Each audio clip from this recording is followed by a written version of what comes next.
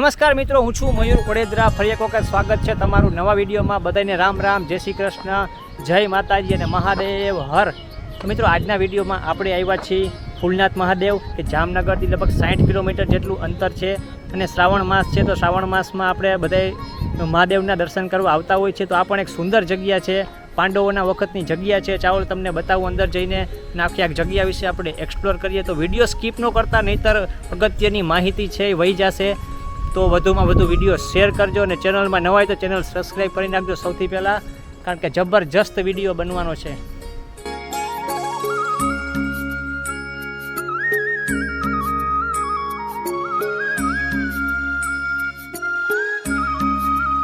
તો મિત્રો, એકદમ પૌરાણિક મંદિર છે, પાંડવોના વખતનું આ મંદિર છે, અને કથા પણ ઘણી બધી છે આની. હું તમને કહું છું હમણાં થોડીક વારમાં આની હિસ્ટ્રી પણ કહું છું. તો સૌથી પહેલાં હિંગળાજ માતાજીનું મંદિર છે, તમને એના દર્શન કરીએ સૌથી પહેલાં.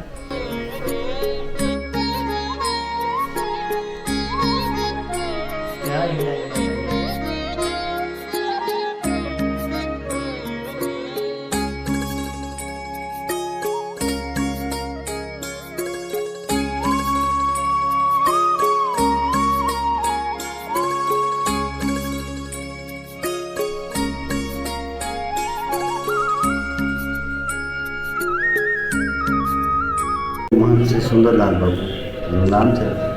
આ મંદિર પાંડવો સ્થાપિત છે. જ્યારે પાંડવો વનમાં હતા ત્યારે અહીંથી 50 કિલોમીટર દૂર ઘોડેશ્વર મહાદેવનું મંદિર લાભપુર તાલુકામાં આવેલું છે. ત્યાં રાત હતા અને સવારે ઉઠીને હાલતા થયા તો વજનવાળી વસ્તુ ભીમ રાખતો, કુંતા માતાજીને વ્રત હતું, શિવની પૂજા કર્યા વિના જમવાનું નહીં. તો ત્યાં લિંગ ભૂલી ગયા. અહીંયા આવ્યા પછી ભીમને યાદ આવ્યું કે લિંગ તો ભૂલાઈ ગયા, હવે શું કરવું? એટલે એની યુક્તિ કરી, આ અમારે ફૂલજર નદીની ઉત્પત્તિ અહીંથી એ સમયમાં પણ થોડા જાજા ફૂલ હશે. એટલે ભીમને એમ થયું કે અહીંયા ક્યાં માતાજી જો, એટલે ફૂલનો ઢગલો કરીને હમણાં માતાજીને કહું તમે પૂજા કરી લો, અને જો ભૂખારીએ તો મને પાપ લાગે. એટલે ભીમે ફૂલનો ઢગલો કરીને માતાજીને કીધું કે તમે આમાં પૂજા કરી લ્યો.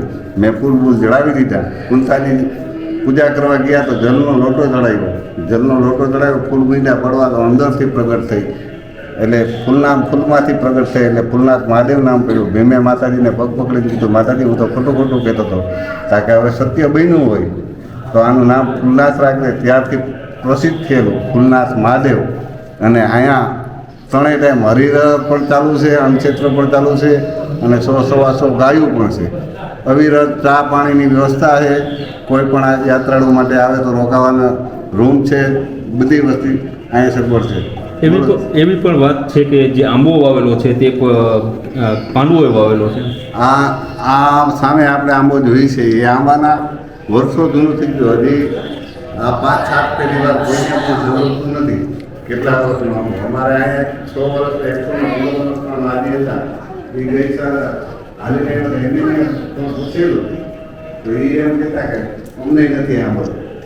આંબો વાયકા છે, અને આની કાયમીની માટે વૃક્ષની આ આંબાની અમે પૂજા પણ કરીએ છીએ. ઘોડેશ્વર મહાદેવનું મંદિર અને ફૂલનાથ મહાદેવના મંદિરનો શું ઇતિહાસ શું છે? એ ઘોડેશ્વર મહાદેવનું મંદિર છે. એ લિંગ ત્યાં ભૂલી ગયા હતા, એટલે ઘોડેશ્વર પાંડવો ભૂલી ગયા હતા, એટલે એનું નામ ઘોડેશ્વર પડ્યું. અને એ અપૂજ રેલ છે, કારણ કે જગ્યામાં હમાઈ ગઈ હતી. એને નીકળી એને કોઈ 100-200 વર્ષ થયા, પણ આ તો છે પાંડવોના આદિકાળથી પૂજાય છે. અહીંયા ભોયરું પણ હોવાની એક લોકાયકા છે, એવું છે. અહીંથી ભોયરા આ સફેદ પથ્થરની અંદર બધી કોતરણી છે. અહીંથી ભોયરા છે, જુનાગઢ નીકળે એવડા પણ ભોયરા છે, પણ ભોયરા સમયને અભાવે બધા બંધ કરી દીધેલા છે. આ મંદિર કેટલા વર્ષ જૂનું છે? 5500 વર્ષ. અને અહીંયા શું બીજી એક્ટિવિટી શું કરવામાં આવે છે? ગાયોની સેવા કરવામાં આવે. ગાયો છે 100-125 ગાયોની સેવા કરીએ છીએ. પછી કોઈ ચા પાણી ગમે તે અવિરત ચા પાણી પાઈએ છીએ અને ભોજન પ્રસાદ પણ ચાલુ રહે. અહીંયા કુંડ છે, એ કુંડનું શું મહાત્મ્ય છે? કુંડનું મહત્વ આ એક કુંડે પણ પાંડવોએ બનાવેલા છે. આ કુંડ લોકવાયકા છે કે પાંડવોના જ બનાવેલ છે અને આની અંદર ભાદરવી માસ માટે કોઈ પિતૃ તર્પણ કરવા માટે આવે તો એના પિતૃને મોક્ષ મળે છે. શ્રાવણ મહિનામાં અહીં કેવો માહોલ હોય? શ્રાવણ મહિનાની અંદર અહીંયા વર્ષ કાયમના રોજ 5-7 હજાર માણસ આવે છે.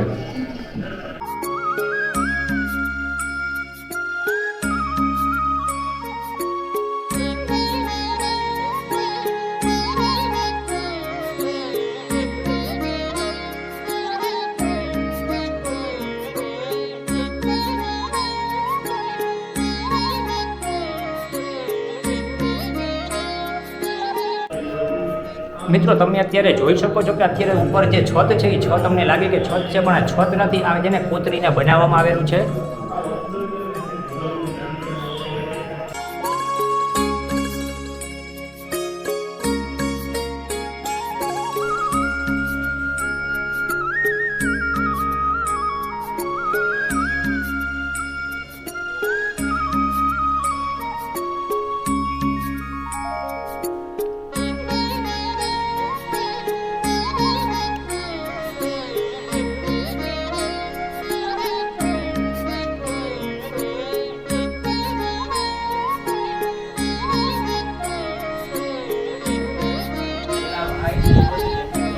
તો મિત્રો અહીંયા 3 કુંડ આવેલા છે ટોટલ. 2માં અત્યારે નાહવાની છૂટ છે અને આ કુંડ જે પહેલો કુંડ છે એમાં નાહવાની મનાઈ છે, કારણ કે આ પાણીમાંથી મહાદેવને અભિષેક થતો હોય છે, આ પાણી મહાદેવને ચડાવવામાં આવતું હોય છે, તો અહીંયા નાહવાની મનાઈ છે.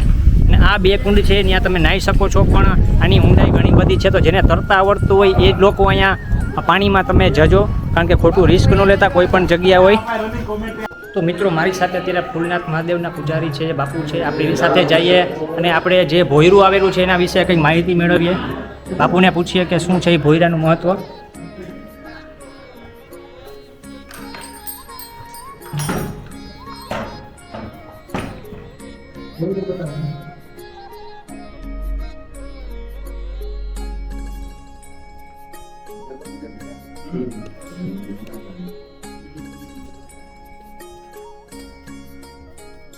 વનની અંદર હતા ત્યારે આ બધું બાંધકામ છે એ સફેદ પથ્થરની અંદર કોતરેલ છે, ઉપર કોઈ સ્લેબ ભરેલ નથી અને આ બધા ભોયરાની અંદર રહેતા.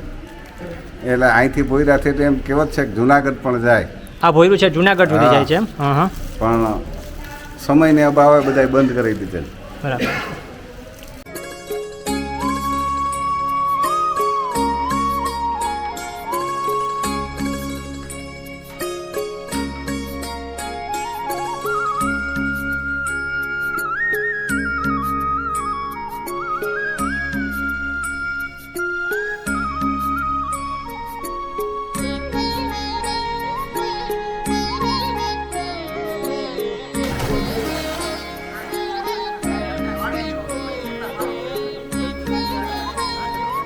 તો મિત્રો ખરેખર અદ્ભુત જગ્યા છે, કારણ કે એકદમ શાંતિ, પક્ષીના કિલકિલાટ અને નેચરની વચમાં આવેલું છે આ ફૂલનાથ મહાદેવનું મંદિર.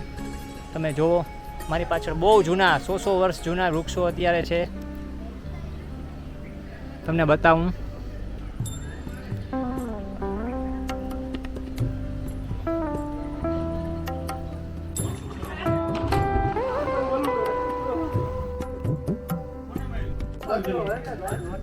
મિત્રો પાણીની વાત કરું તો પાણી એકદમ ચોખ્ખું છે, નીચેનું તળિયું પણ અત્યારે મને દેખાય છે, તમે જુઓ. ઘણી બધી માછલી છે અત્યારે મારા પગ પાસે, અને મફતમાં એમ કહેવાય કે સ્પા થઈ જાય છે.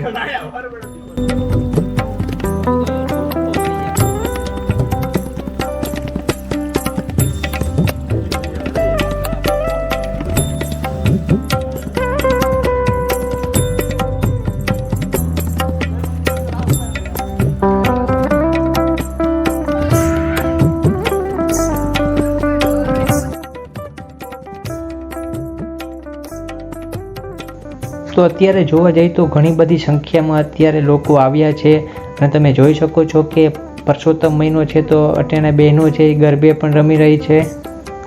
સત્સંગ પણ કરી રહ્યા છે અને અહીંયા તમે જોઈ શકો છો કે આંબોડું જાંબુડું પણ કરી રહ્યા છે જે બહેનો છે.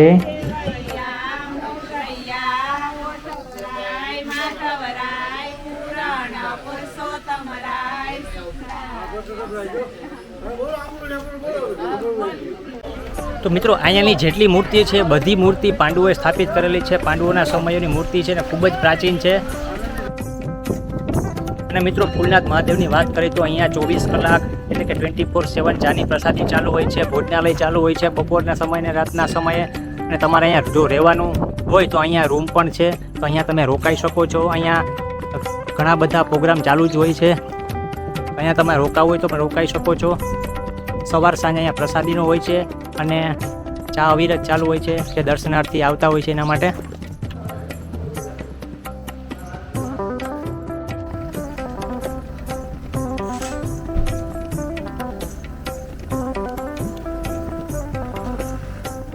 તો મિત્રો તમને અમારો વિડીયો પસંદ આવ્યો તો વિડીયો વધુમાં વધુ શેર કરજો, કોમેન્ટમાં મહાદેવ હર લખી નાખજો અને ચેનલને સબસ્ક્રાઈબ કરી નાખજો.